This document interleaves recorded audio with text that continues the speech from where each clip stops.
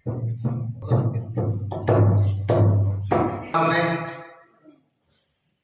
कार्तिक महात्म में गृहस्थाश्रम का महात्म सुना। गृहस्थाश्रम सबसे ऊंचा आश्रम क्यों माना जाता है? इतनी कथा को सुनकर राजा भी तो कहने लगे कि हे नारद जी, आपने कार्तिक का महात्म का बड़ा उत्तम फल बताया। अब कृपा करके तुलसी जी का महात्म भी कहिए। यह सुनकर नारद जी कहने लगे, हे राजा विदु, प्राचीन काल में सही आदि क्षेत्र में करवरीपुर में धर्मदत्त नाम वाला एक ब्राह्मण रहता था। वह बड़ा ब्रह्मज्ञानी, धर्मात्मा और ओम नमो भगवते वासुदेवाय इस मंत्र का जाप करने वाला और तिथियों का सेवक था। एक दिन वह ब्राह्मण पूजा की सामग्री लेकर एक पहर रात्रि रहने पर भगवान के मंदिर को जा रहा था।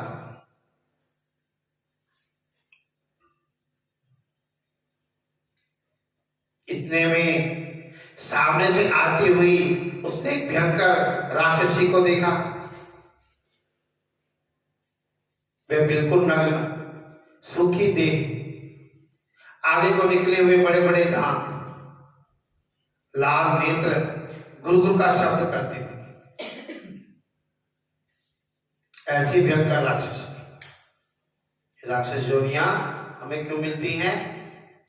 जब हम बुरे कर्म करते हैं तब हम अधोगति में जाते हैं, ना हम स्वर्ग में ना नरक में।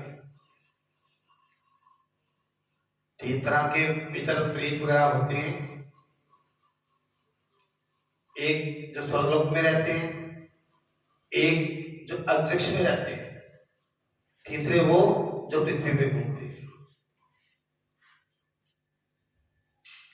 उनके स्वर्ग में जो रहते हैं उनके जो स्वामी है वो विष्णु जी, जो अंतरिक्ष में घूमते हैं वो ब्रह्मा जी उनके स्वामी, और जो पृथ्वी पे घूमते हैं उनके स्वामी शिव जी होते हैं।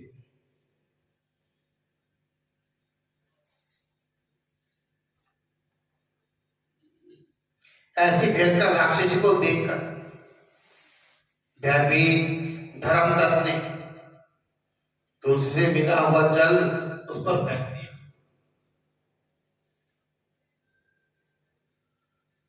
उस जल के शरीर पे लगते ही उसके सब पाप दूर हो गए। पापों का कारण ही ये योनियां हैं। उनको पकड़ते भी नहीं को है जो भगवान का नाम नहीं जपते। जैसे शरीर को चलाने के लिए हमें अन्न की जरूरत है, तो हमारी आत्मा की खुराक क्या है? भजन। हम वो नहीं करते तो आत्मा अंदर से देह से क्या होती है? निर्बल होती जाती है। तो उस पर जल्दी ही कोई भी आके अटैक करे उसका असर हो जाता है। जो भगवान का नाम लेता है, पूजा पाठ करता है, जल्दी उनके पास कोई ऐसी चीज आती ही नहीं। ये पकड़ती भी उन्हीं को है जिनके अंदर आत्म ज्ञान या आत्म पावर नहीं है अपने अंदर, उसी को आकर घेरती है। नेगेटिव एनर्जी है ना ये, तो घेरती किसके ऊपर ही है? नेगेटिव इंसान के ऊपर ही, सात्विक पे नहीं आएंगे कभी भी। वह हाथ जोड़कर धर्मदत्त के पैरों में गिर गई। तब धर्मदत्त कहने लगा, तुम कौन हो और किस पाप के कारण तुम्हारी यह दशा हुई है? यह मुझसे कहो। वह कहने लगी कि सौराष्ट्र देश में भिक्षु नाम का एक ब्राह्मण था। मैं उसकी पहली पत्नी थी। और कलहा मेरा नाम था, कलहा मैंने झगड़ा, इसलिए नाम भी सोच समझ के रखने चाहिए। आज क्या दौड़ नेट पे चेक करते हैं, किसी का पता ही नहीं अर्थ क्या है क्या नहीं, रख दिया। किसी इति, किसी ने उति। इति का मतलब क्या होता है संस्कृत में? किसी का समाप्ति। हम जब पुराण का पाठ का होता है तो इति लिखा होता है, सबसे पहले शब्द इति, इस पुराण का, ये कथा का, ये प्रसंग है, यानी वो समाप्त हो चुका। पहले क्या नाम होते थे? दयावंती, शीलवंती, शीला, सुशीला, राजरानी, ऐसे ऐसे नाम होते जिससे परमात्मा का नाम ज्यादा निकले। लेकिन आज हम उठपटांग नाम रखते जा रहे हैं और उनका मतलब ही उठपटांग होता है। और वैसा ही बच्चे के अंदर स्वभाव भी बन जाता है। मैंने कई जगह देखा है, जैसा उनका नाम है उनके तो वैसे ही स्वभाव बना हुआ।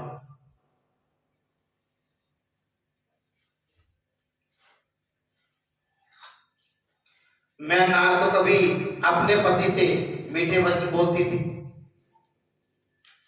और ना ही उसको खाने के लिए अच्छे फल और भोजन देती थी। यह देखकर जब मेरे पति ने दूसरे विवाह का निश्चय किया तो क्रोध में आकर मैंने विष खा लिया और अपना शरीर त्याग दिया। तब यमदूत मुझको बांधकर यमराज के पास ले गए।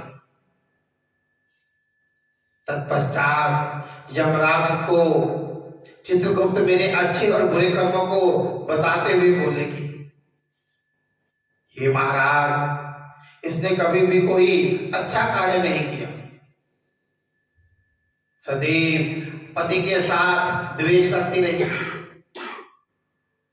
यह सुनकर यमराज ने आज्ञा दी, क्योंकि यह जिस पात्र में भोजन बनाती थी उसी में खाती थी। क्योंकि जिस पात्र में भोजन बनाना चाहिए उसमें कभी नहीं खाना चाहिए। ये वास्तु शास्त्र का नियम भी है। आज हम अपनी सूरत की कहते हैं, इसको कहते हैं खाना बना दो जी। खाना गृहिणी को अपने हाथ से बनाना चाहिए। ये सबसे बड़ा घर में वास्तु दोष यही है।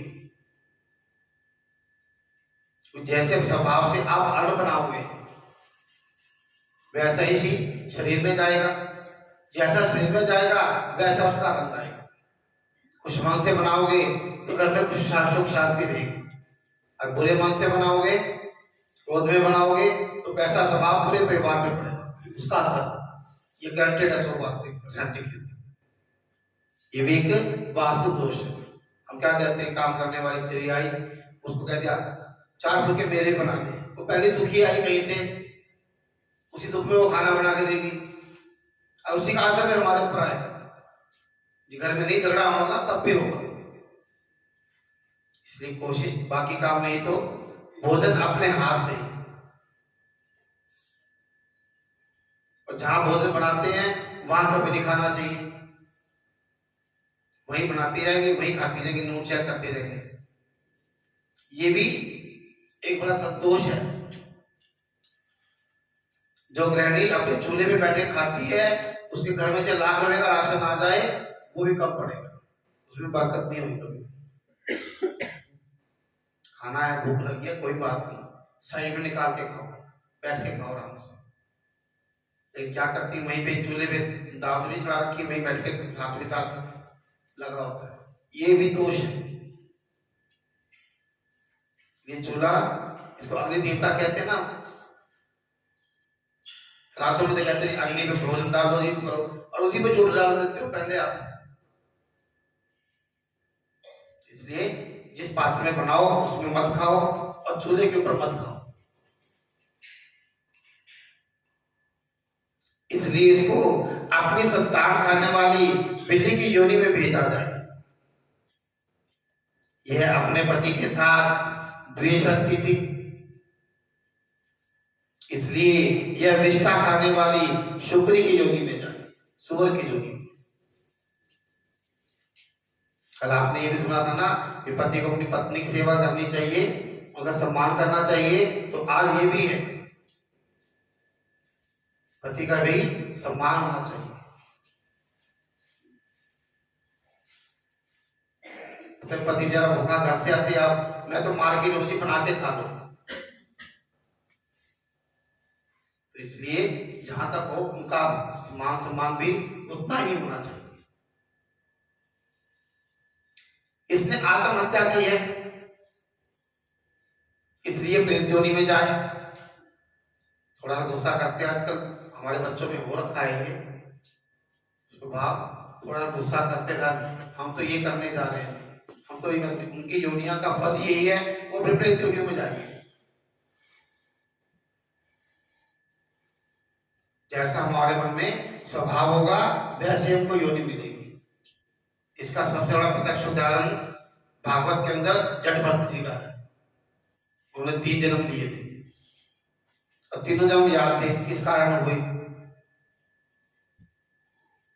इसलिए जहां तक हो उस परमात्मा का ध्यान रखो हर टाइम, ताकि हमारी मुक्ति हो जाए, हमारा द्वारा इस योनि में जन्म ना लेना पड़े। सो महाराज मैं 500 वर्ष से इस योनि में फिर रही थी कि भूख और प्यास से दुखी होकर एक बनिए के शरीर में प्रवेश करके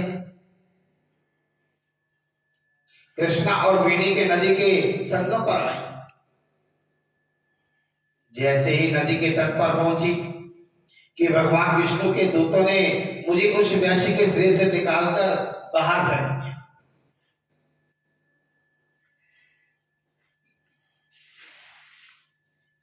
घूमते फिरते अब आप मिल गए, तो आपके तुलसी मिश्रित जल से मेरे सब पाप नष्ट हो गए। अब आप कृपा करके यह बताइए कि इन तीनों योनियों से मेरा छुटकारा कैसे हुआ? अब पहली योनि में थी। धर्मदैत्य कहने लगा कि तुमको देखकर मैं अति दुखी हुआ। तीर्थ, व्रत, दान, यह कार्य प्रेत योनि धंधोकारी का, तो प्रेत योनि में कोई कार्य नहीं होते, वो करने नहीं देंगे। जब भी पूजा पाठ में बैठते बहुत सी माताएं कहती हैं मैं पूजा पाठ करने बैठती मुझको आलस आ जाता है, मुझको नींद आ जाती है, मेरे को उबासियां बहुत आती है। तो आप कहीं ना कहीं समझो कि आपके ऊपर किसी नेगेटिव एनर्जी का प्रभाव है, वो आपको बैठने नहीं देगी। क्योंकि जब आप बैठोगे तो जब पूजा पाठ करोगे, भगवान का नाम जपोगे, उसने उसको निकाल देना। अभी कोई भी चीज होगी, मंदिर गुरुद्वारे के पास जितने मर्जी तकलीफ हो, मंदिर गुरुद्वारे के पास जाके आप जैसे मंदिर में प्रवेश करोगे या गुरुद्वारे में प्रवेश करोगे, वो बाहर खड़े हो जाएंगे, अंदर नहीं आएंगे कभी, वो आ ही सकती है। जब तक आप मंदिर के अंदर रहोगे या गुरुद्वारे में रहोगे तब तक आपके उसका प्रभाव होगा ही।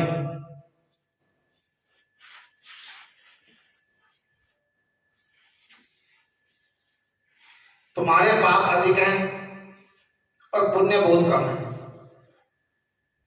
हमने अपनी सारी आयु में जितना कार्तिक का व्रत किया, कितना फल है कार्तिक के व्रतों का, कि मैंने सारी उम्र में जितना कार्तिक का व्रत किया है उसमें से आधा पुण्य मैंने खुद को दे दिया, जिससे तुम उत्तम गति को प्राप्त हो जाओ। तब ब्राह्मण के ने ज्यों ही तुलसी से मिश्रित जल से उसका अभिषेक किया और ओम नमो भगवते वासुदेवाय यह मंत्र पढ़ा। ये बीज मंत्र है ठाकुर जी का। हम तो कहते हैं 12 अक्षरों का मंत्र है, लेकिन इसमें जितनी ताकत है उतनी किसी में। अब इसी मंत्र से जिस मर्जी काम के लिए, जो काम आपका असंभव हो, मुश्किल लग रहा हो, ये मंत्र जाप करके मन में संकल्प करके कि ठाकुर जी मेरा ये कार्य करना है, उसमें अड़चन आ रही है, मैं इस काम के निमित्त ये मंत्र जाप कर रही हूँ, लेकिन श्रद्धा भाव से, श्रद्धा और भाव से मन और बुद्धि को एकाग्र करते हैं। दिनों मन बैठा हो मार्केट में, बुद्धि बैठी हो काम में, रसोई में। जब मन और बुद्धि ये एकाग्र हो जाते हैं, इकट्ठे हो जाते हैं, जब किया हुआ पूजा पाठ 100% फलता है, 100% उसका रिजल्ट आएगा। हमें ठाकुर जी तो वैसे ही दे देते हैं, भाव करो तो सही बात, लेकिन भाव आपके शुद्ध और पवित्र होने चाहिए, तो संकल्प करने से देते हैं। वह कड़ा प्रेत योनि से मुक्त होकर अग्नि के समान दिव्य देह धारण करके लक्ष्मी के समान रूपवती हो गई। तत्पश्चात उसने ब्राह्मण को नमस्कार किया और बड़ी प्रसन्नता पूर्वक बोली कि भगवान, पाप रूपी समुद्र में डूबती हुई मुझको आपने नौका रूप होकर बचा दिया। उसी समय भगवान विष्णु के दूत पुण्यशील और सुशील वहां आ गए और उसको विमान में बैठाकर बैकुंठ को ले जाते हुए धर्मदत्त से बोले कि हे ब्राह्मण, तुम धन्य हो जो सदैव भगवान की भक्ति में लगे रहते। तुम्हारे कार्तिक व्रत के आदि पुण्य के प्रताप से ही इसको मुक्ति प्राप्त हो गई।